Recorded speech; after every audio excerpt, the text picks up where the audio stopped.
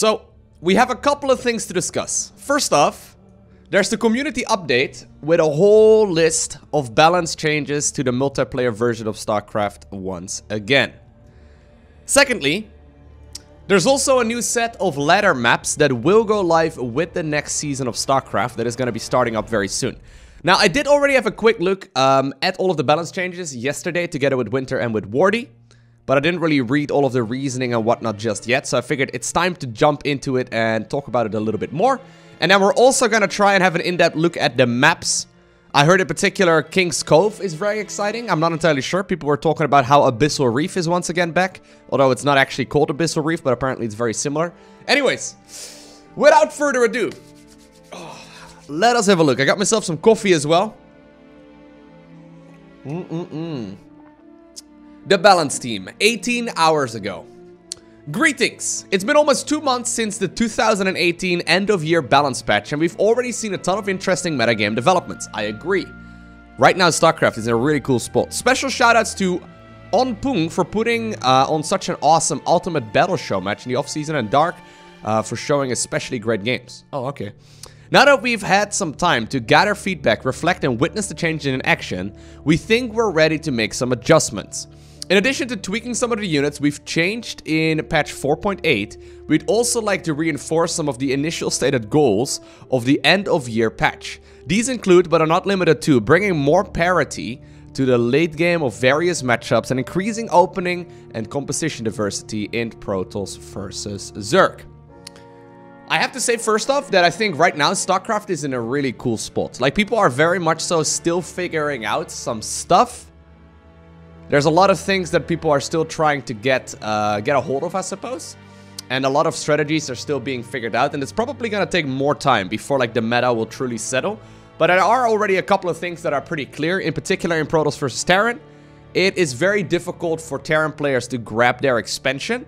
Mostly because of the timing of all the things that Protoss can throw at them and the variety of stuff that Protoss can throw at them.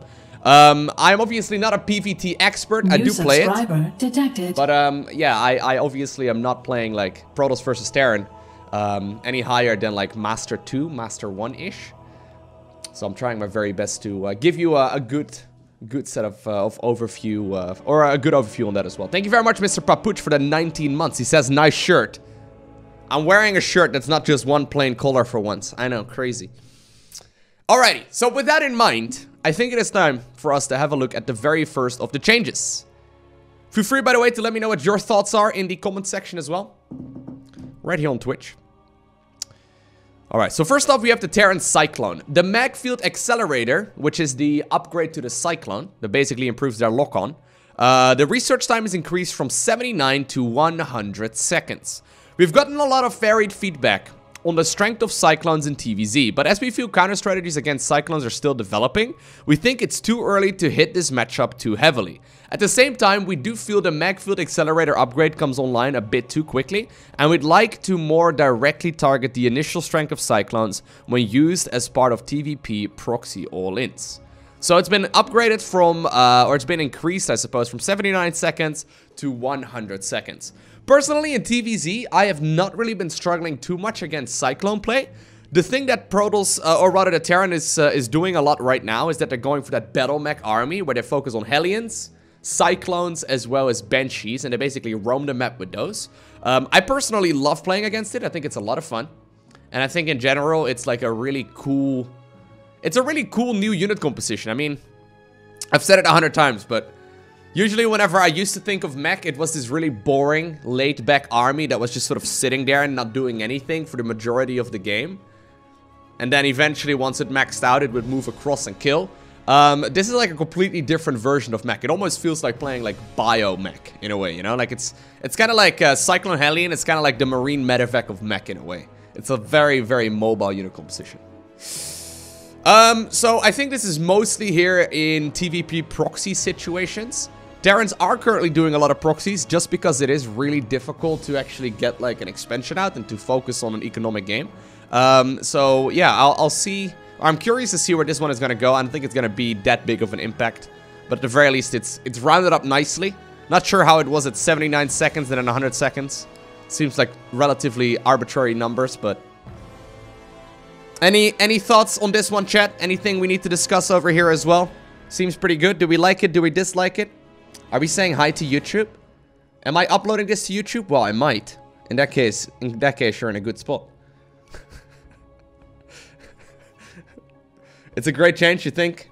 It sucks. Okay, guys, I love it. I love the differences here already. I think this is the kind of thing that will discourage all-ins and encourage more macro-focused styles. I don't think it's going to be that big of a deal, though. My Cyclones won't be OP for 21 seconds anymore. Alrighty, here we go. The Thor. It got changed once again. So Thors are in an awkward spot. They lost one armor, and they basically were designed a lot more to be like big things that can kill other big things. The examples that Blizzard kept giving was Thors being really good against Brute Lords, being really good against carriers. But in both of those scenarios, people don't really make Thors very often. Yeah, it's an interesting unit. So we have the high impact payload weapon range increased from 10 to 11, which is very, very long. That's a super long range. I don't know what the range of like a Tempest is, but it can't be that much different. Well, maybe it's a little bit more, but that's a super long distance. Some people have been saying that the Thor is kind of like the Wings of Liberty bunker, where in Wings of Liberty, okay, a Tempest is 14 range. Okay, in Wings of Liberty, they kept on like changing the bunker build time 100 times. Now they're changing the Thor a little bit once again. Although I don't think they've actually, I think they may have increased the range from 9 to 10 at some point to put it up to par with Brute Lords. And now apparently they're making it so they can outrange Brute Lords. Anyways, we've received feedback that TVP late game still feels Protoss favored. We believe that by further pushing the Thor's anti-missile or anti-massive role, we can open up other late game TVP options, such as range liberators and battle cruisers. Alright. Additionally, we'd like the Thor to be slightly more powerful at dislodging enemy liberators, which we believe will reduce the importance of air control in TVT and promote mid to late game interaction. As range adjustments have historically been very impactful, yeah, we'll be keeping an especially close eye on this change. So, I'm not sure exactly how relevant the Battlecruiser Liberator comment is going to be. I mean, I like the idea, but I don't really see a lot of people transitioning towards Battlecruisers in particular in late game TVP, but, you know, I like the thought behind it, if that's the actual goal. I definitely wouldn't mind seeing them more. I'm a big fan of the Battlecruiser. I think I've been pointing that out for the last couple of months. I'm a big fan of the way that that they're finally actually useful. But they seem to be mostly useful in like early game scenarios when armies are still small. Like they're really bad in air-to-air battles, so I don't really see people making them all too often. But I guess if you get Thors out and you can kill, I don't know, maybe like some of the big air units from Protoss, all of a sudden... No, I don't think Battlecruisers are going to be that viable. But I do like the idea of making the Thor more strong. Or I guess stronger would be the correct English. Yeah, so they're saying it as well. Ranged adjustments are always very, very strong. I'm curious. So they're mostly addressing TVT and TVP over here. I'm curious to see how this is going to affect Terran versus Zerg. I'm curious, because nobody really makes Thors in Protoss versus Terran. In Terran versus Zerg, people used to go Thors quite a bit when they had one more armor. Right now, Thors are gonna outrange Brute Lords by 1. Yes. So if I'm not mistaken, Brute Lords have 10 range, and Thors have now 11. So that is gonna make them, like, kiteable, I guess, right? You might be able to kite Brutes in a way. So we'll see how that's gonna play out. But still, I do think that in that scenario... a lot of Zergs will just opt to go for like 2 more Brute Lords, and they should probably be okay. But yeah, we'll see where this one is going to end. But Thors right now seem kind of the weakest unit in the game in a way. I don't really see them very often. I still think they might not be that good, but I'm glad they're addressing it and making them a little bit more powerful. Alrighty. Now, for those of you that like your Battlecruiser all-ins, like the 5-minute and 45-second double Battlecruiser in Terran versus Zerg, it's a very strong one. But the weapon refit research time increased from 43 to 100 seconds. The weapon refit upgrade was not initially designed with early game Battlecruiser rushes in mind, and we feel these rushes in TVZ come online with full power a bit too quickly. Thus, we'd like to delay the full might of the rush without completely removing the build from the game. This completely removes the build out of the game though. That, like, is an extra minute.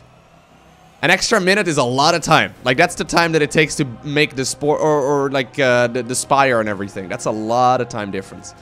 I do think that this is gonna completely stop, you know, the Yamato cannon openers, but I guess battlecruiser openers in general are really strong. Actually, the vast majority of battlecruiser openers that I've seen in TVZ lately are all not with the Yamato cannon anyway. Basically, since Zerg's got way better at countering this stuff, like, basically Yamato cannon kills one queen, but usually Zerg is gonna have like 6-7 queens at that point in the game anyway.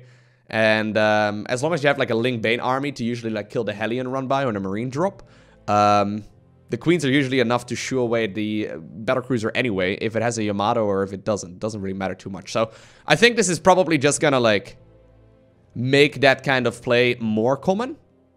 We'll see where it's gonna go. What do you guys think? There are some battlecruiser openers without Yamato? Yes. Yes, so that's the majority of the ones that I've been facing myself. As with Cyclones, we believe battlecruiser strategies and counter strategies are still being developed, and we would like to see how this plays out. Lambo actually recently made a video explaining how to counter Terran versus Zerg battlecruisers in the early game. I think that's a really solid video. In case you want to check it out, just search for Lambo and add battlecruiser to it. I'm sure you can find it. But it's a good video explaining how to deal with battlecruisers. I personally haven't had a lot of trouble over the last few weeks, but I think it's probably one of those things, like, the higher up you go on the ladder, the easier it will be to counter that kind of stuff, whereas, like, the lower you go on the ladder, the stronger these kind of builds become as well. But anyways, yeah, battlecruisers apparently being nerfed just a little bit. So those are the changes right here for Terran. Next up, we have Zerg buffs. There's Zerg buffs. There's a couple of really exciting ones over here. Okay, so first off, Ultralisk. I've been joking around about the Ultralisk for the last couple of months, really. I've been getting to the point where I feel like if I'm really far ahead, Ultralisk is an excellent way of losing the game. Like, whenever you are trying to decide if you want to go Ultralisk or Brute Lords, I feel like Ultras are a great way of throwing the game. And Ultras, you know, just aren't really that good. Brute Lords are better in every single way. So, Anabolic Synthesis, which is an upgrade that Ultras got in the most recent balance patch. They basically used to give the unit 10% movement speed off creep, will now grant 20% movement speed off creep. So, Anabolic Synthesis upgrade now increases Ultralisk movement speed off creep by 0.82, up from 0.41. We've received feedback that this upgrade isn't as impactful as... No. So the thing is, you see the little like whoosh, the little like wings around the Ultra when it like walks. But oftentimes you don't even notice that it's 10% faster. So we've doubled its effectiveness from 10% of the unit's base speed to 20%. This new speed off creep will allow Ultras to slightly outpace Stimmed Bio even when they aren't kiting. That's pretty sick. So basically what that means is that Ultras now will force Liberators. They will now force ghosts, right? You don't really do one or the other. It's gonna have to be a counter. Like you're not gonna be able to just kill Ultralisk with Marines and Marauders anymore, I think. So this is pretty cool. I think the actual practical situation right now in which you use Ultralisk is mostly when you're being pushed a lot. So say like, you have all the time in the world, right? And Terran is just sort of giving you the time and you're able to go like 5 bases. Then Brute Lords is way, way better. I think Brute Lords are still going to be the superior choice. But if you're being pushed back a lot, you don't have a ton of creep spread, Ultralisk actually are going to be very solid. They are more like a... I guess they can be... Like, I don't want to say they're more like a combat mechanic, because they're not really a combat mechanic. They're definitely still strong on their own, but... This is going to make them twice as fast off creep. Well, not twice as fast, but the upgrade is going to be twice as big as it was previously. So I have to see what this looks like in-game, but this sounds very promising. Ultras run like your grandmother? Really, Roy? Your grandmother's pretty fast. Alrighty, here's another big one. The Nidus Network Nidus Worm. Couple changes here. Nidus Worm health increased from 200 to 300. Nidus Worm armor while emerging decreased from 6 to 5. This is interesting. Elia, thank you very much for your sub. So, Nidus Worm health has been increased from 200 to 300, and the armor has been decreased from 6 to 5. I think this means that SCVs, probes, and I guess, well, drones, can now deal additional damage to the Nidus Worm, more so than they used to do in the past. However, the health has been upped, so I'm not entirely sure how this plays out. one is pretty interesting as well, though. So the Nidus Network and Nidus Worm initial unload delay period decreased from 0.36 to 0.18. Nidus Network and Nidus Worm unload period decreased by half as well. And Nidus Network and Nidus Worm load period also decreased.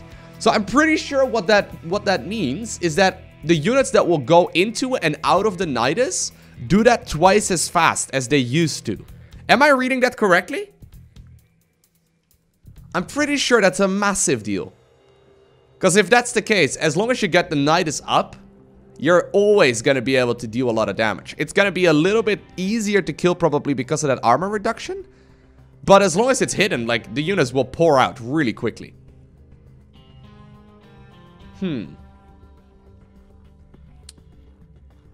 Yeah, siege tanks will still obviously kill them. But, I mean, that's what it's supposed to do, right? I think that's fair. Anyways, we haven't seen many Nidus networks used, so we'd like to make a few changes to remedy this. First, we believe Nidus all-ins are significantly less powerful than we initially intended, due to a combination of transfuse nerfs and the ability to pre-target them before they pop. Increasing the health is intended to allow Nidus Worms to be more resilient against low numbers of units with moderate damage, such as Stalkers and Roaches. This could be especially useful for Zerg players who are trying to be offensive against cannon contains. At the same time, we'd like to reduce the Nidus armor to maintain its relative durability against Terrans and Marines. So the Nidus is still an interesting unit though. The initial idea that Blizzard had was to make it more of like a thing that players would use to like pop their army in on one side of the map and then to pop it out on the other side of the map. But in all honesty, in the late game where this would ever be utilized, Zerg is likely going to have a lot of creep spread to just simply run around anyway, and it's an awkward mechanic to deal with. Plus, in the past, when we did see the Nidus Worm, because it wasn't attackable while the Nidus Worm was emerging, it was mostly used as an all-in mechanic. So you would like throw it up top of a ramp and then like pop in the queens first. That way they would pop out first as well. And it just made them very useful in all-in scenarios. So I'm not sure if this is going to allow Zerg players to use it a lot more often. I think this is another one of those things where the higher you go up on the ladder, the easier it is going to be for your opponent to stop it as well. Because high-level players have vision around their mains, right? They will notice when the Nidus Worm is going up. The thing is, it's an awkward enough mechanic to the point where I don't think it's going to be that useful on the lower end of the ladder because no one really wants to play with it, right? It's a little bit of a tricky one. I'm not sure how useful it's going to be. I love the fact that they're trying to push it more because I think the Nidus Network and the Nidus Worm in general is a really cool idea. New subscriber. Yeah, detected. it's very APM demanding and it's very straightforward to counter. But if it does go up right now, since units will pop out twice as fast, I mean, that's something. Maybe if units pop in twice as quickly as well, maybe it would be as like a retreat mechanic. Although we'd have to see it in action in-game, you know? Like if you can just throw a Nidus Worm as a retreat mechanic and then just like, you know, bring all your units back. I don't know. I've always kind of wished that it would like unload units and load up units depending on the size of the unit. As it is right now, a Zergling and an Ultra unload at the exact same time. I always kind of wish that it would be, you know, a little bit more. I guess realistic doesn't make a lot of sense, but I always wish it made a little bit more sense. Anyways, Celtic Sailor, thank you for your Twitch sub. Appreciate that. Thank you very much. All right, so those are the Zerg changes. Couple of nice ones: the Nidus Worm and the Ultralisk. Very good. Realistic in StarCraft, exactly. Alrighty, now we have a couple of changes to Protoss. And I've yet to realize whether or not some of these are buffs or nerfs. It's a bit of a difficult one. There's a lot of changes here for Protoss. Alrighty, first off we have the Adept. Gateway build time increased from 27 to 30 seconds. Warp Gate cooldown remains unchanged. In patch 4.0, we changed Chrono Boost from a persistent effect to a more concentrated charged effect. In practice, this had a large effect on the first units that were built from key structures, such as the first Adept, Oracle, or War Prism. Since this change, we've been hearing feedback that it's difficult for Terrans to expand to a low ground natural, because a Chrono Boosted Adept would cancel it too easily on smaller maps. This interaction is often cited by Terran pros for why TVP macro play feels a bit of a A bigger disadvantage rather than before. We'd like to address this by adding a slight delay to how long it takes an adept to show up at an enemy base. So, I don't think this is going to really be a big deal in Zerg versus Protoss. I don't think it's really going to address Protoss versus Protoss either. Although technically, I guess it might favor more Stalker-based openers. I think this is a thing that will significantly change the Terran versus Protoss matchup primarily. So oftentimes what happens right now, if you go for a low ground CC in Terran versus Protoss, the Adept swoops in just the last couple of seconds of the command center finishing up. And if you manage to kill the SCV that's building the CC, that hurts a Terran so much. Because not only are they going to slow down their command center, it also makes them hit a supply block because the CC isn't done. So this should allow Terran to just be a little bit more greedy. It's 3 seconds, which doesn't sound like a lot, but I actually think it's going to be quite a big deal in TVP, and it's probably going to allow Terrans to open up a little bit more economically. At the very least, even if this is not enough, at the very least, Blizzard is addressing it. Because the thing about TVP right now, if you look at the win-loss ratio, it's pretty much balanced. I think it's like 51 or 52% in favor of Protoss, but it's not that crazy. It's just that gameplay-wise, Terrans are oftentimes forced to, like, proxy a lot of their structures because they can't properly get their things on the map, right? They can't easily expand, and because of that they're forced to proxy, and they still win a lot of games that way. But if you can't really go toe-to-toe economically, it's obviously really hard to play. So I think this might very well help the macro play quite a bit. So I see Chief Master saying 3 seconds, LOL. Doesn't sound like a big deal. I think this is actually gonna make quite a difference. It's gonna make it just a little bit harder for Protoss to snipe that SCV. Particular because the maps are sometimes relatively big, but not that big in rush distance. I think it's gonna be, yeah, pretty interesting. But obviously, it's gonna be a little bit of time before we will be able to figure out exactly how big this is going to be. Okay, so next one. 3 seconds. That's what she said. I'm sorry about that, Gilthus. Alright, next one. Cybernetics Core. Warpgate research time decreased from 114 to 100 seconds. We'd like to revisit the research time of Warpgate for a variety of reasons across all 3 affected matchups. In PvT, most offensive options are currently not limited by Warpgate timing, so we don't believe this change will have the most significant effect in this matchup. In PvZ, this change could allow gateway units to more easily fulfill a defensive role that the Oracle currently partially fulfills. That is, Protoss would be able to more easily defend against Bailing Busts, because no one does those, but still, I guess some people do, and more easily expand to a third, either with the support of an Oracle or in lieu of an Oracle. In PvP, strengthening Warpgate would hopefully disincentivize the Stargate tech path, one that has traditionally been weak against gateway pushes.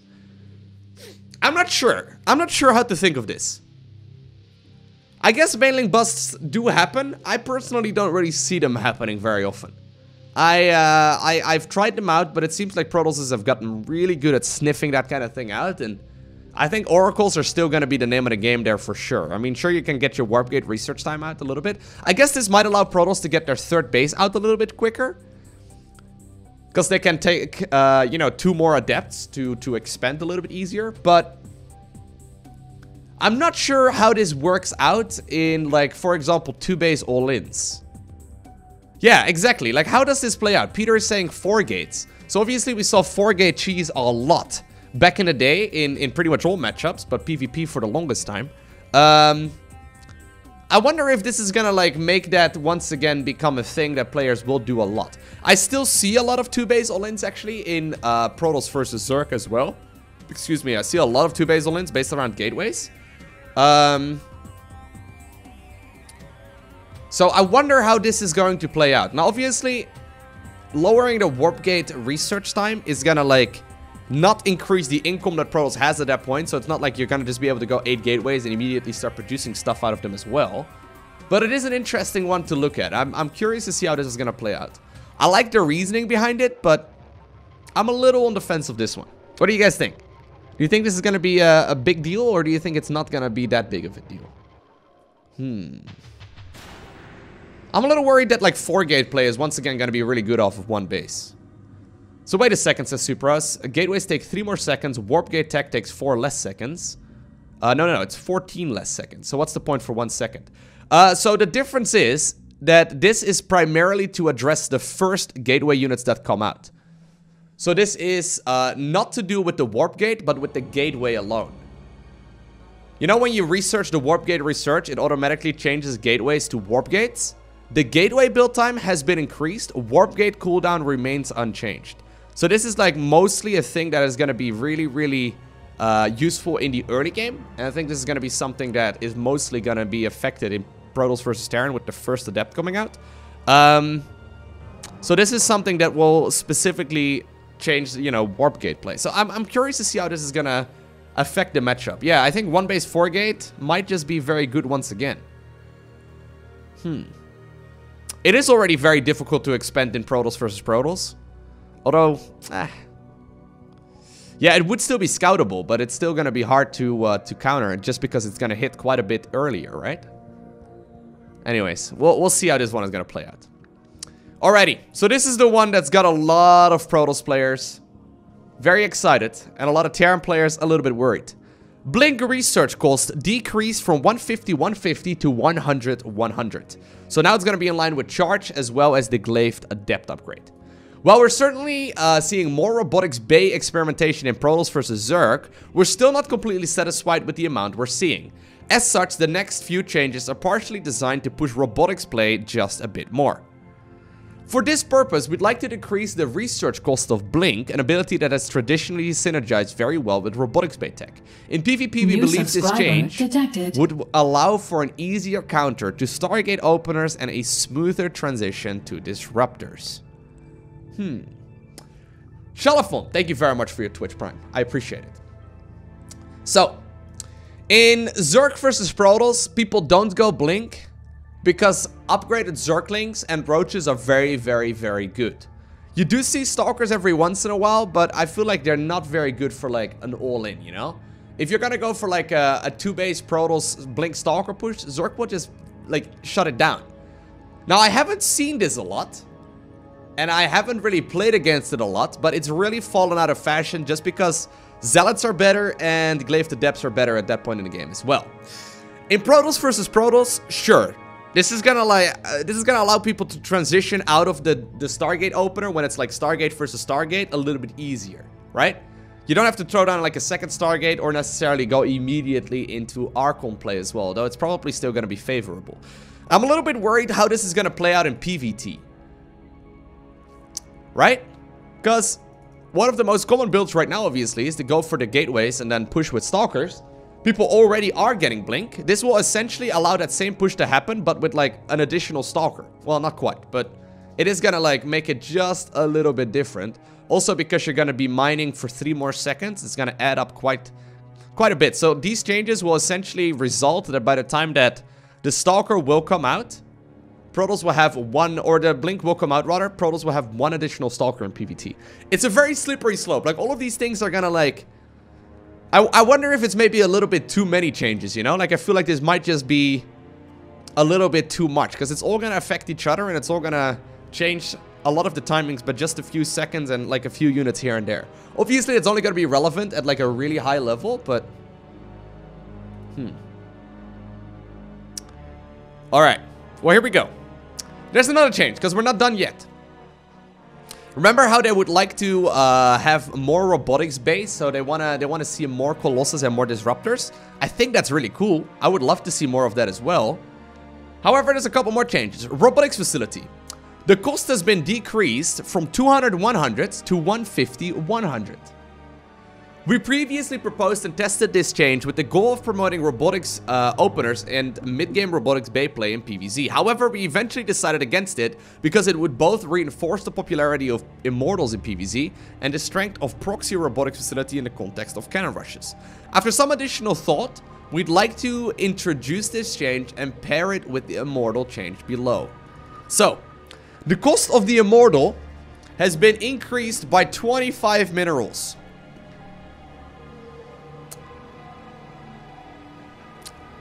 I have a hard time saying and pinpointing exactly what the effect of this is going to be. These are all such minor changes. that I guess you're gonna still be able to go for, you know, if you make 2 Immortals, it's gonna be the same cost. And I guess the thought process behind it is that people want to maybe throw down the robotics facility and the Robo Bay, but it's too expensive to get the Robo Bay started. I wonder if it's not just maybe the Disruptor and the Colossus that are just simply not as exciting. This is, yeah, this is very hard to pinpoint. And once again, if it was like one of these changes, we could probably dive into it a little bit more. But since it's all of these things changing, I wonder if it's like, it's all very minor obviously, but it's gonna tie in together to change timings completely. Now, in high level Protoss versus Zerg, we do see a lot of Immortal play.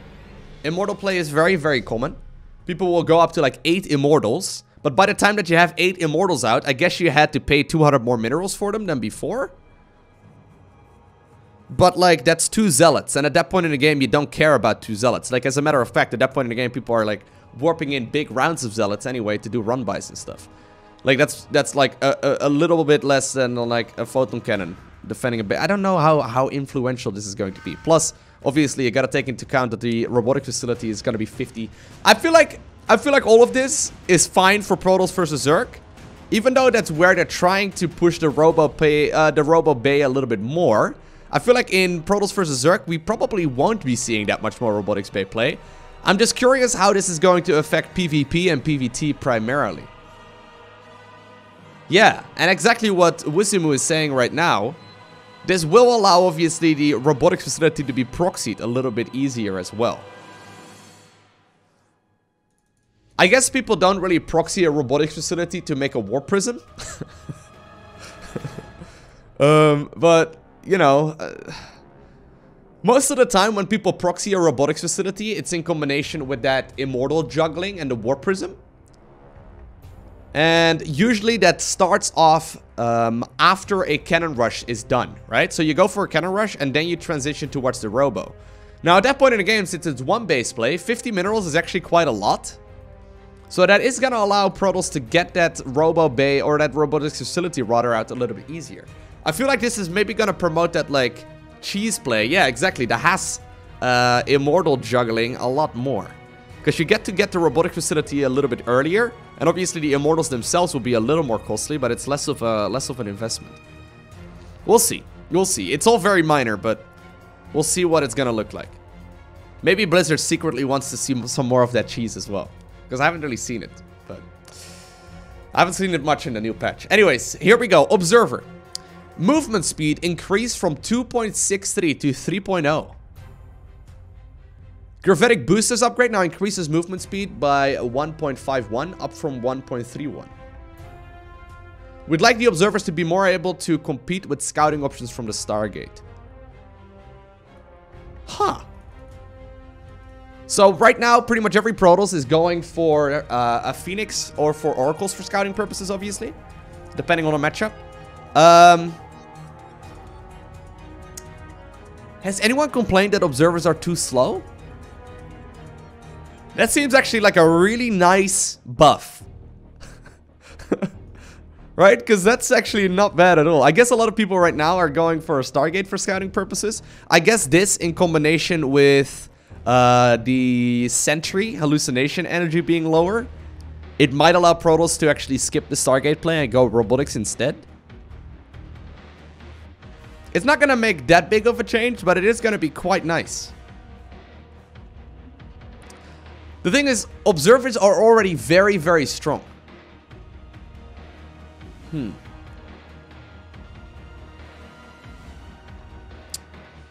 Yeah, I personally feel that their original speed wasn't bad. I feel like this is one of those things that pro gamers are gonna, like, abuse. Because they will look at this and be like, huh, so that means I can get 1 or 2 more probes out before starting up my robotics facility. Which will not have the intended effect of having, like, an easier and smoother transition towards Robo Bay. Instead, it's gonna allow Protoss to get a bigger economy out first because they don't need the observer as quickly. You know what I mean? Loco's scans are so cheap, so Terran's better. Then, wait, better on point? Scans are not cheap. Scans are 300 minerals every time you use them. Because every time you use a scan as Terran, you're not throwing down a mule. Scans are not cheap. I think observers are infinitely better than scans. Unless you're using the all army hotkey, then it makes them a little bit weaker. If you sometimes use the all army hotkey like myself, and you pull your observers out of key locations all the time, sure, then they're not gonna be as good. But I think they're really very useful. Alrighty, now this is an interesting one here as well, because we're not done yet, guys. There's more changes. Oracle removed the light attribute. So oracles are no longer gonna be light units. They're now gonna be armored. What does that mean? Well, some units will start dealing bonus damage to oracles. Like, for example, stalkers and a bunch of others. In our previous community update, we talked about Stargate mirrors becoming more popular with the new patch. Actually, is it only stalkers? I'm trying to think right now if there's anything else. Vikings as well? Right.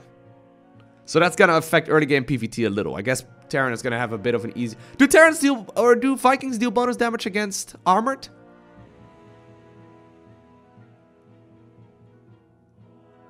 Yeah, Marauders and Immortals deal bonus against armored as well, guys. But last time I checked, they don't have an ability yet where they can, like, lie on their back and shoot into the sky. Okay, so Vikings do. Okay. I know Vikings deal bonus against mechanical.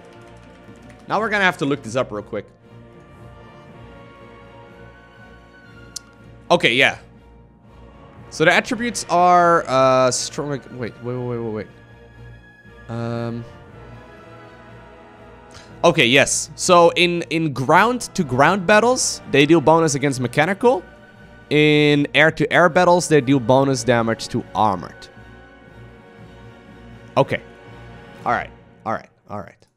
We'll go over the maps in a little bit. So that is gonna definitely make Vikings quite a bit stronger than against oracles. Cyclones as well, yes. So in our and Stalkers obviously as well in PvP. In our previous community update, we talked about Stargate mirrors becoming more popular with the new patch. We believe this is partially because Oracle openers are so powerful against an opponent who doesn't respond with Phoenix. With this change, we'd like to allow for smaller numbers of Stalkers to be able to defend Oracles. We'll also be monitoring how this change impacts PvT. I think this is mostly going to impact PvT. People are still going to go mass Phoenix anyway, man. Although I guess an Oracle is going to be a little easier to counter in the early game. Siege tanks, well, sure, guys. Siege tanks also can't shoot up very well. Partially because we'd like to observe the results of this and the warp gate change, we will not be changing the behavior of beam weapons in the upcoming patch. Yeah, so this is one of the minor changes they made relatively randomly in the recent patch. Basically all of the beam units right now deal a little bit less damage than they used to. Did no one think of Protoss versus Zerg? Are there any units in Protoss versus Zerg? Any Zerg units that do bonus damage against armored to air? Hydras don't, Queens don't, Corruptors don't. That's pretty much all the Zerg anti-air units, right?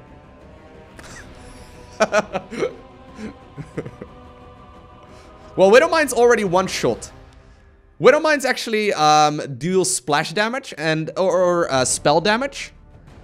So Widowmines always ignore all armor attributes. They deal straight damage. Right? Man, StarCraft is such a complex game. Like, it looks so easy on the surface, but infested Terrans. Okay, if you're defending oracles with infested Terrans, I feel like your issue is not so much the oracle, man. If you're using infestors to defend against an oracle at the 4-minute mark. Alrighty. Here we go. Tempest. Movement speed decreased from 3.5 to 3.15. Acceleration decreased from 2.8 to 2.1. Okay, so Tempests are going to be quite a bit slower. We've received feedback that Tempest may be a bit too mobile. I agree. Especially against Terran. Oh, no, I'm not too worried about that one. I mostly agree in Protoss versus Zerg. We're also looking especially focus. We're looking to especially focus on changing the unit's acceleration, as it would more directly affect its ability to kite and disengage from fights. After these changes, we'll be paying close attention to how effective Vikings and the new Thors will be at warding off Tempest. Alrighty. Tempest certainly do feel a little bit too well-rounded, right? I think most people will agree with that, except Protoss players. They will look at that and be like, huh, yeah, Protoss Tempest are pretty good. But they are seriously strong. They are seriously powerful. Alrighty, so our current plan is to release this update along with the new ladder season, as well as the new ladder maps, on January 22nd, but this is subject to change. So that's in a couple days, actually. As always, let us know your thoughts, and here's to another exciting year of StarCraft. Alrighty, guys. So that's a big list of changes. What do you guys think? Do you like them? Do you dislike them? We'll go over the ladder maps in just a second. I'm just curious of getting your thoughts as well, because I feel like these are all relatively minor changes, but it's a lot of them, in particular for Protoss. I think it's very good, actually. I think in general it looks like I'm gonna just pour some water, by the way, but I think in general it looks very strong, and I think it's one of those things where it's on the right track. It's on the right track. I'm still a little concerned about Protoss versus Terran primarily. I feel like the other matchups are probably gonna figure itself out. We'll see though where things are gonna go. Look, what do you think about the new situation for Protoss Air? Protoss Air, it was supposed to not be as strong as it was in the previous patch. It's still very, very strong. Personally, I have been struggling against it, but not as much as in the past. The main thing, though, that I personally struggle against when it comes to dealing with Protoss Air is not actually the Protoss Air so much, but mostly the maxed out armies where there are High Templar underneath as well. The High Templar underneath are really strong. I kind of wish they gave a little bit of attack speed back to the Hydralisk. So the Hydra lost 10% attack speed. I kind of wish it like got maybe 5% back. That would make them just a little bit better in some of these all-in scenarios. Although I am starting to figure out how to do some of these things as well. Like, keep in mind, guys, I try and be very objective with everything I'm saying, but I mostly play Zerg. I think everyone knows that, but just in case, I try and be very objective, and I'm trying to look at everything from a different perspective. But maybe I'm a little bit like not intentionally biased towards Zerg. That's just kind of, you know, it's just kind of the race I've been playing for like 8 years, okay? I play a lot of Terran and Protoss as well. Not as much lately. I've been doing a lot of Zerg lately, but...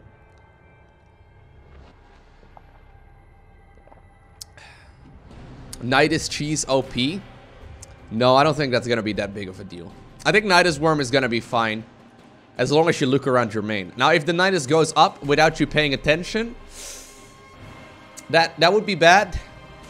But I think that's also, you know, your fault. Not so much the fault of the Nidus Worm. Now, should we have a look at some of the comments as well? You did it, Blizzard. You officially broke TVP. Alrighty. Thank you very much. DHMKGP. Appreciate you. Great improvement overall. I like the direction of these changes. Whoa, man. Icy Breaker just trying to be positive? You can't be positive on the Battle.net forums. Stop buffing Protoss. What are you clowns smoking? Like, really, you want Zerg to suffer another 4 months before you figure out that Terran can do whatever they want, and Zerg still has nothing good for his early battle cruiser with 3 armor and 500 hit points? Question mark, question mark, question mark, question mark. There's nothing we can do before Lair Inspire to even hope to cost effective, because the BC always gets away unless Terran makes a mistake. Only counter is an all-in that is easy countered with 1 siege tank. This guy, I've got a feeling he's never played Terran before. I just, you know, I just want to look at this guy and just say he probably never played a lot of Terran before. New subscriber detected. Keen, thank you for the 6 in a row. He goes on and says, same goes for Cyclones. We need to have Roach Speed and Hydras or Roach Speed and Infestors to be able to trade halfway decent against it at Master 1 and over level. So far, I have 5 Zerg buddies that basically have stopped playing, so think about that for a bit before you totally destroy the game. Alrighty, guys. Man, being positive on the Battle.net forums is not an appreciated thing. Oh my god, look at these guys. I think this is actually a very reasonable post. Like, if you're just a casual New StarCraft player... subscriber detected. If you're just a casual StarCraft player, right? And you look at these changes, and you're like, huh, I don't know how much this affects the game. And you scroll down, and you just like read some of the comments. You would actually think that Blizzard is doing an awful job. I think they're actually doing an excellent job here in some of these changes. Now, once again, I am a little worried for Protoss versus Terran, and I think this might still be something that they will have to address in like an upcoming patch. But yeah, I think everything is in the right direction. But for some reason, people on the Battle.net forums usually are not very positive. Thank you very much as well, Crater Moon, for the 4 months in a row. Alright. So, let us have a look at the next set of maps. With this balance change that's going live in a couple days, we will also have the first ladder season of 2019, and with that, new maps. Now, over the last couple of weeks, I have been casting a lot of games on YouTube, and all of the epic games I've casted all took place on Parasite LE. Now, I haven't looked at the new maps yet, but I do want to have a moment of silence for Parasite. Pay your respects, guys. Parasite is no longer in the map pool. It's not the greatest map ever. It's definitely a little bit harder for Terran to play on that map. But I have seen some epic games, in particular on Parasite, and we knew it was gonna leave us here eventually. It's gonna be gone next map. Alright. So, I don't really want to go over the 2v2, 3v3, and 4v4 maps, just because I don't really, you know, play those. We can have maybe a quick look at them, but I don't really, you know, I don't really look at those. So, with the new season, Parasite will be removed, Cerulean 4 will be removed, Blue Shift will be removed, and Stasis will be removed. I don't think anyone's going to be sad about Stasis being gone, other than 2 Protoss players. Everyone else is probably going to be excited that Stasis will be gone. Cerulean 4, I think, is a really good map. Sadly, that one's going to be gone. I think Blue Shift is actually also a really good map. So 3 maps are being removed out of the game.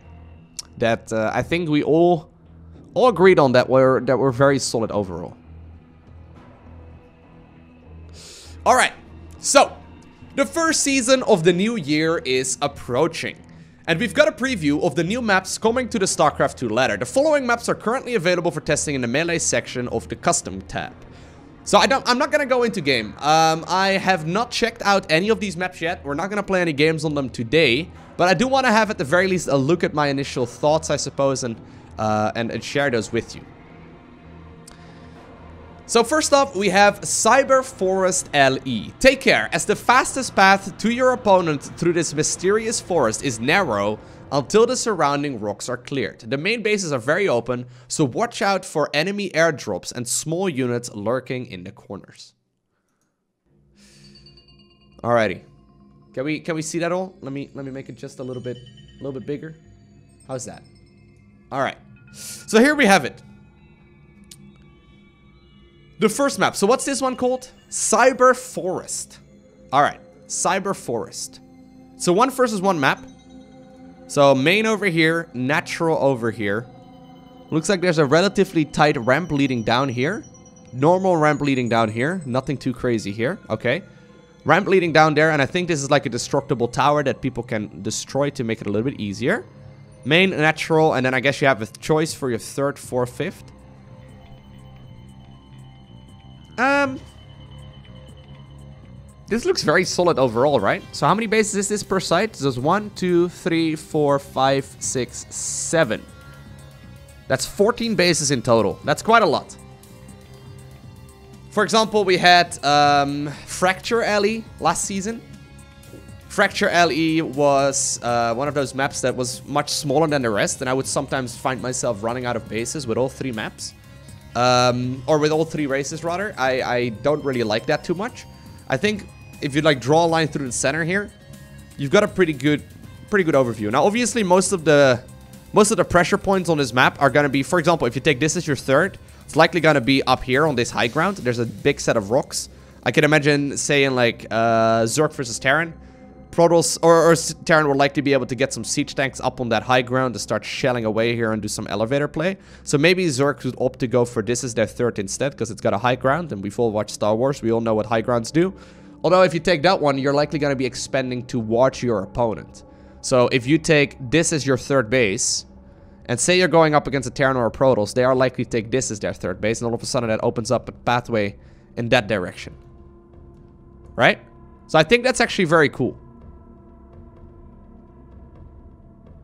Lowko, correct me if I'm wrong, but I think tanks dominate on this one. Well, tanks dominate on every map where you have a good spot. It's all about not allowing them to get into that good spot, right? I think this looks like a really nice map, yes. What Jen is saying right there as well, this is a nice map for Swarm Host. There's a lot of, like, crevices and, like, corners and stuff where Locust can fly from. Yep. No, this looks like a solid all-round map. Nothing too crazy, nothing out of the ordinary. Obviously, it's going to require actual games to play on to see how this is going to play out. But my initial impressions seem pretty good. There's a lot of destructible rocks. I think this is, like, these right here in the center are mostly just to, like, widen the choke, I guess. Things like Phoenix is going to be very good. Swarmos is going to be very good. It is pretty open and a lot of bases, so this will likely be a map that Zerg players in particular will enjoy. But, yeah. This looks pretty good. So, Cyber Forest LE. Never had any complaints on that one just yet. But we'll see how it's going to play out. Next up, we have Year Zero LE. Located within the Void, Year Zero features a long rush distance between the main bases, but players can open a faster route by breaking down rocks between them. The Northern Watchtower will also be a key strategic location early in the game. Ooh. Oh, it's one of those. First off, I'm a big fan of this tile set. I feel like there's not even remotely enough of this style set in StarCraft. I think it looks awesome. It looks really badass and, like, scary and stuff. I can almost imagine, like, Amon pop. Hey, is that Amon right there? I just say it. Hold up, let me zoom in. That looks like Amon right up there, right? Am I crazy? I was gonna say, this looks like a map where Amon would just poke in and, like, smash part of the map. You think this is Stasis 2.0? Alright, well. I think that is Amon. Anyway, we got a main base, natural, 3rd, 4th, 5th, 6th, 7th. So once again, 14 bases. There's a watchtower over here. And a watchtower over there. That does look very similar to Stasis. Plus there's like a dead space in between the bases. Although it seems quite a bit longer of a rush distance. Plus, on Stasis, you expend to watch your opponent with your natural. On this map, you seem to expend away from your opponent, right? So that's a big deal. On Stasis, for example, you could, like, send Tempest from your natural to their natural really easily. On this map, you expend away. So I think this is gonna be much worse than Stasis. How is that, Galadeshi? I'm looking at this and I'm only seeing perks. Stasis LE. Maybe I'm missing something here, but I'm looking at this. So for those of you unfamiliar, let's see if I can find, like, a... I'm only finding really small images of Stasis. Well, I guess this will do. So this is the map that we currently have in a map pool. And the issue is that while there is a similar dead space and like a relatively similar map layout as well, on Stasis you expend with your natural to watch your opponent, whereas on this map you expend away from your opponent with your natural, which I think is going to be really big. I think that's going to be really nice in general. Also, the zone in the middle definitely is more open, yes. I actually like the look of this map, to be honest. Your Stasis PTSD is kicking in? Okay. Yeah, I downvoted Stasis like a week into the map pool. I definitely wasn't a big fan of that. Now, this map does have watchtowers. I like the fact that there are not a lot of watchtowers anymore in maps. I kind of have come to enjoy the maps without watchtowers. Even though it was a really cool mechanic when they first introduced it in Wings of Liberty, I've been liking the watchtowerless maps, I suppose. Anyways, if you're a Zerg player, there's no reason why you should not always have these watchtowers. So this is gonna, like, I don't know exactly how much of a circle you're probably gonna see, but I would imagine it's probably gonna be like somewhere along those lines. So I would imagine like a medevac or like a prism or like an overlord could probably sneak near the top side of this map, but you could probably see movement through this center. So if you were to move out from this main to the other side of the map, right, you would probably go down this ramp, and then through this center bit, past this, and then, yeah. So basically, if you have this watchtower, you should be able to spot pretty much all early game pushes, unless they decide to purposefully walk all the way around, which is just bad in general. And I think if you decide to do that, the bottom watchtower is going to be really good as well to have. So I think having that one is going to be super useful. This one is also going to be second priority in the early game. And then I can see that you have a transition here towards 4 bases relatively easily. And the potential to go up to like 5, 6 bases here as well. 7 bases even, right? Yeah, so you definitely can get a lot of economy on this map. Now, I like the idea of this one a lot. It seems like a really cool map. And yeah, it's a lot more wide open. Yeah, I don't think I see any major complaints about this map right now. Once again, maybe I'm looking at this through Zork glasses, though. The rush distance is really long. So for Terran versus Protoss, I think this should allow Terrans easily to finish their command center. New subscriber detected. Loska, thank you very much for your resub. Thank you for the 19 in a row.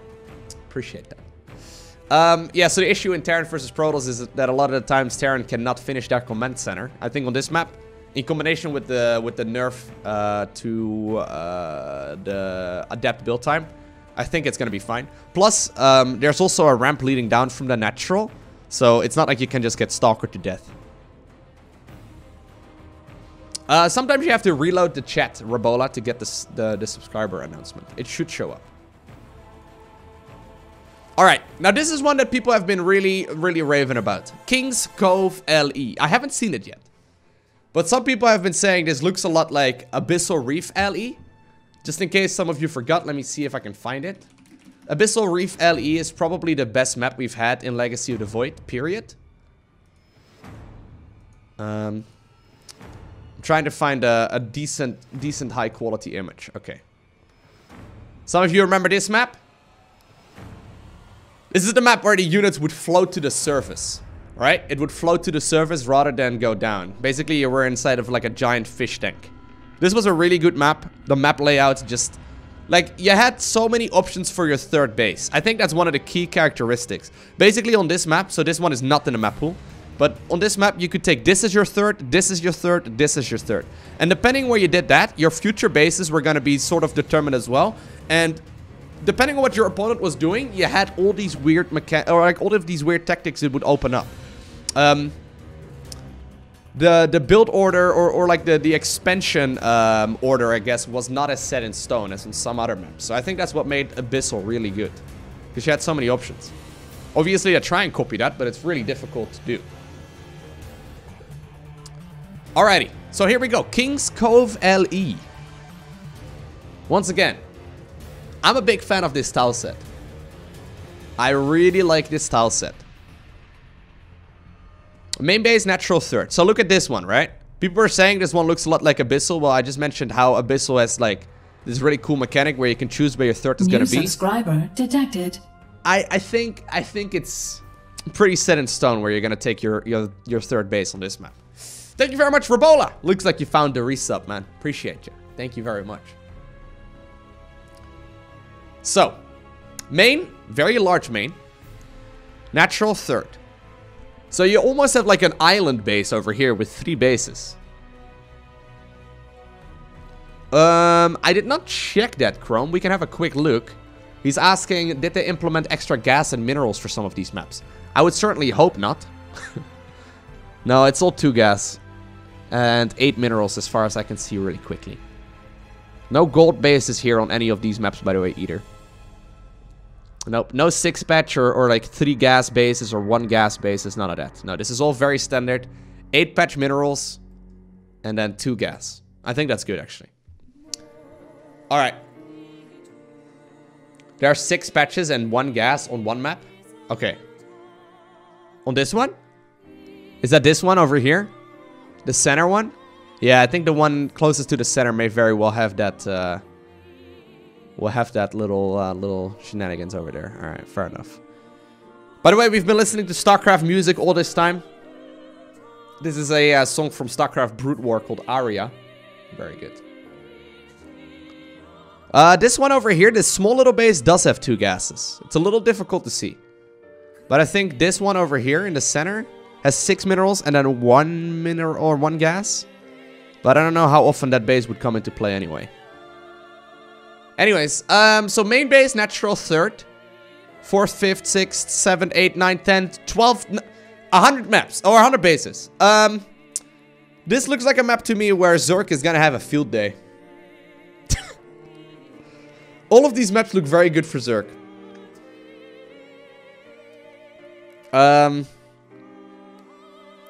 This base over here is curious though. This 4th, I guess, is pretty interesting. I do think that this allows Terran and Protoss relatively easily to take 4 or 5 bases.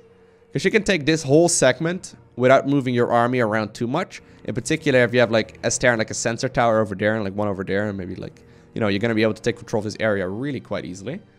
There's 18 bases in total. 1, 2, 3, 4, 5, 6, 7, 8, 9. Yeah. So 18 bases in total. That is very interesting. Well, I like the fact that it's really wide open. I think this looks like a map that's very good for Zerg. Do the units float up in this map as well? I don't think so, right? Ooh, that's a good point by Atlas. There's 2 ways for Zerg getting into the natural. Ooh. Oh, hold up. I didn't catch that just now. So if we zoom in a little bit more on their natural. Oh yeah, how are you going to take an expansion here as Terran or Protoss?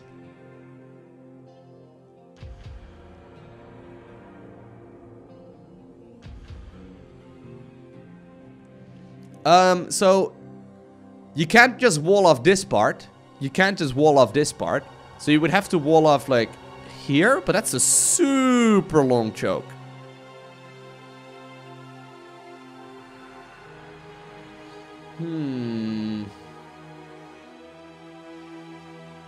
You could wall off both? Yeah, but that requires so many buildings.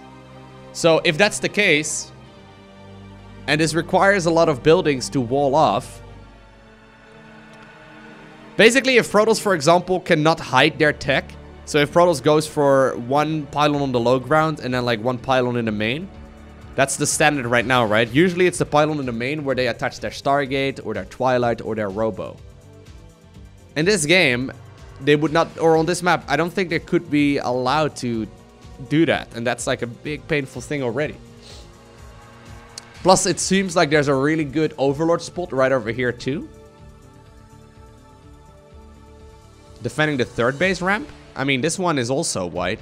Although that's usually not so much of an issue because you're adding on more gateways at that point anyway, or like more production, but...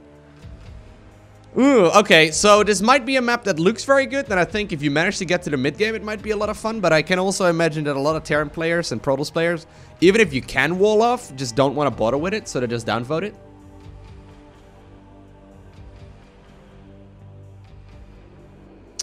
If I was a Protoss player or a Terran player, I would probably also not want to play this map necessarily, which means that it probably would go for a very heavy focus on Zerg versus Zerg. But in ZVZ, you don't really need, like, you need like 3 bases, man. It'll be fine. If you have 4 bases in ZVZ, that's a macro game right there. You don't need that much. Yeah, that's what I'm looking at right now as well. I didn't catch that. So the double ramp leading into the natural is gonna hurt quite a bit. Didn't Abyssal Reef have the same problem? Abyssal Reef did have a similar problem, although it was like a ramp leading down one of them. So there's a ramp leading down on this one as well. But like this seems far wider than on Abyssal Reef though. Right? So if I take it once again. Look. Man, this map is kind of hard to read from this though. But main base, then you had a tight choke over here and then a very tight choke over there. So like you had 2 chokes that were defendable. On this map, however, it looks like it's far wider. Now, it might be different when you're actually in game, but it certainly does seem far wider as far as the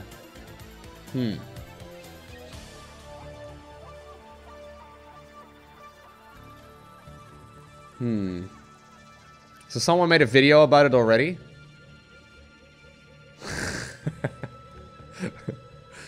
Nice username, made a video. You're doing it wrong. You can wall off the choke with 2 pylons. Okay, thank you very much, Joey, for this incredible work.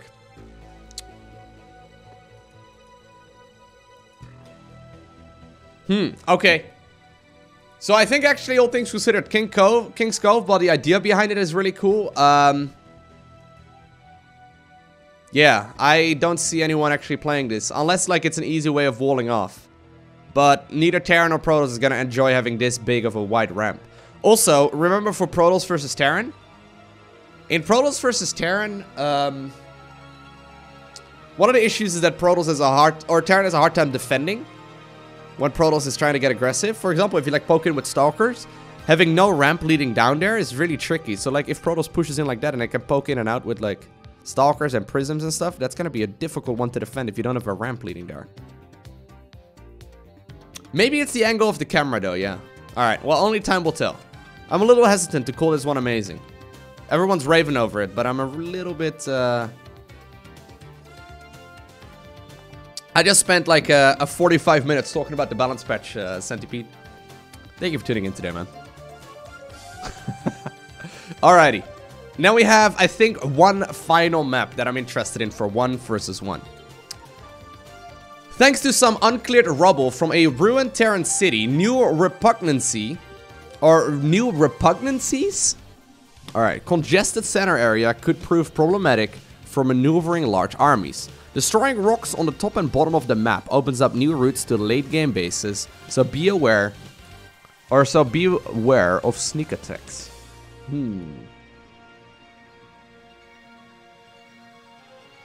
Huh. Okay. Main. Where's the ramp? Okay, well look at the this lighting over here is kind of tricky. Let's look at the other side. Main, natural, 3rd, 4th, 5th, 6th, 7th. Dude, all of these maps have so many of them. So many bases. How many rocks are there on this map? There's quite a few of them here in the center. Is that a watchtower in the center? Or is that a Manx statue? It's hard to say. Is that a Manx statue or a watchtower? Ah, that's definitely not a watchtower. That's some sort of statue. Man, this looks like a good map as well, guys. I understand that they look very similar. Ooh, these little attack paths over here. Look at that. There's like a cheeky attack path over here. Ooh. None of these maps really strikes me as crazy. I know that a lot of them will look similar.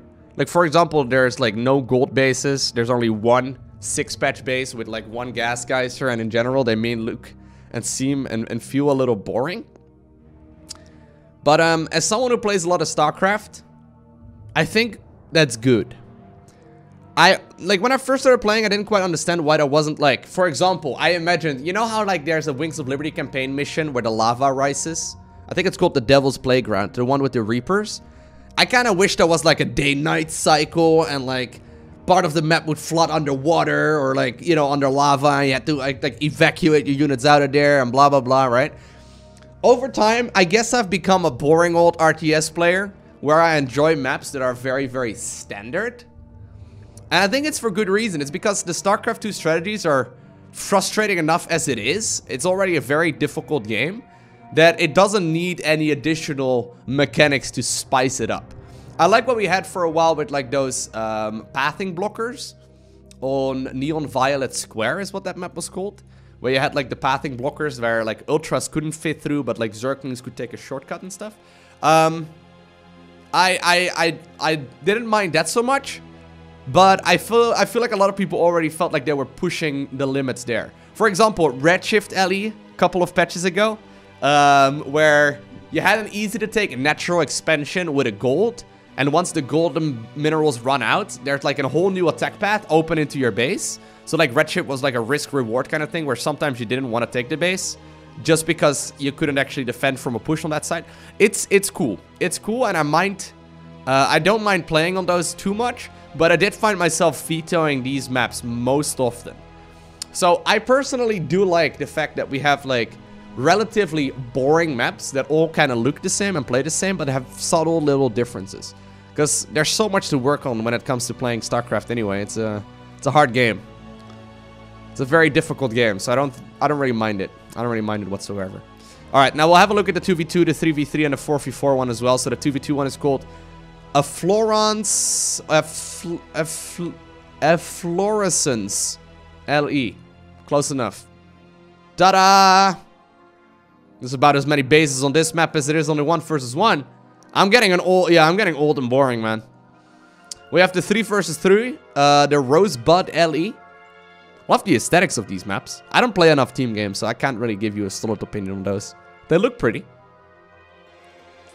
And now we have Shipwrecked LE. F4Essence? Is that what it is? F-Fluorescence. Alright. Alright. And now we have a 4v4 map as well. Which seems very straightforward. Right? Like this looks like a fight for whoever's gonna try and take the gold. First come, first serve kind of situation. Alrighty. So, when 2019 Season 1 starts on January 22nd, Parasite, Cerulean Fall, Blue Shift, and Stasis will be removed from the 1 versus 1 ladder. Flooded City, Bastion of Conclave, and Rooftop Terrace will be removed from the team ladder.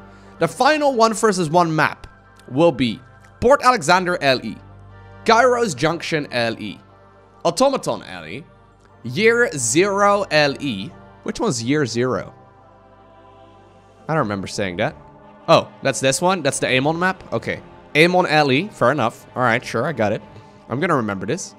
Amon LE, King's Cove LE, aka Zerk versus Zerk LE, New Repugnancy. Man, how do people come up with these names? And then Cyber Forest LE. Jump online into a custom game and start practicing your strategies now, GLHF. Apparently there's a known issue on 0 or Year 0 LE. Certain doodads are not appearing properly. Alright. Well, I'm sure they'll fix that before the new patch will go live. So, all of this is gonna go live at the same time as this balance patch. So, a lot of changes coming once again to StarCraft. Not as big as patch 4.8, but definitely very interested to see how this is all going to play out. I think we're on the right track. The maps look solid. The patch in general looks solid as well, although I have my concerns for PvT. But all things considered, I think we're on the right track. And I think this is only going to make the game even better.